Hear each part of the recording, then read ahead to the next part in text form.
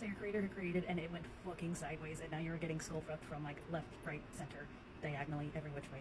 This happens sometimes and you can't really always prevent it, but you can benefit from it, which for me makes it a lot more tolerable. And honestly, when people get all shitty, I'm like, go ahead, bring me blessings, I dare you. So this is one of the ways that I do a word on it, which I think is the easiest. I'm a pretty like chronically ill person, which means I'm pretty low energy, which means I'm really lazy in the things I do. I'll do very small for very big effects. So this is gonna be like stupid simple. Okay, so you're gonna want a sacred space. I'm gonna be using my ancestor altar, and if you want to use like a picture of yourself or something like that, since I'm doing this for creators, I got a phone out. Look at this, look at this, look at this. Yep. And a white candle.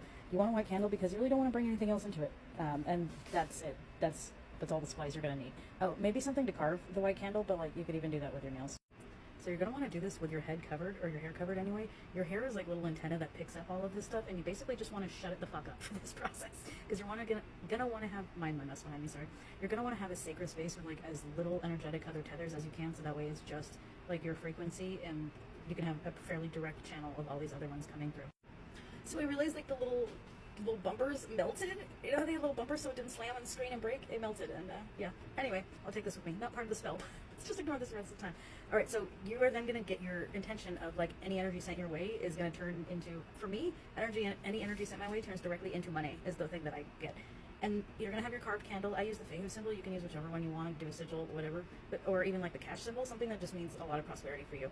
And you're going to hold it and push that energy into it until you're done, which sounds weird, I know, so I'm going to tell you how to figure out when you are done with it. When it's released from your body, you'll feel it like a nervous system release. And nervous system releases usually come through as a yawn, or your ears pop, or you feel your jaw relax, or your shoulders go down a little bit. You might actually all of a sudden have to pee because you were so tense you didn't realize that you had even felt it, and your bladder like wasn't in the position where you would actually feel it before. You might suddenly feel hungry, your head might feel a little bit lighter, or even like sometimes people get like little tinglies on top, or little tinglies in their feeling. Because also part of nervous system releases too is your all your blood vessels will just flow a little bit better, and not dilate to like a problematic extent, but just kind of like they stop constricting and they go to like normal, which technically is not dilated. That's why I was touching with that. But anyway, you'll feel the release. After the release, you're going to be lighting up the candle and let it burn so that it's reflecting like whether you picked your picture or your phone screen, and just let it burn out, and that's it, and you're done. You can do it every once in a while to refresh it if you want, but that's it. So some of the biggest fights I get into, like one day I had a $2,300 day from it.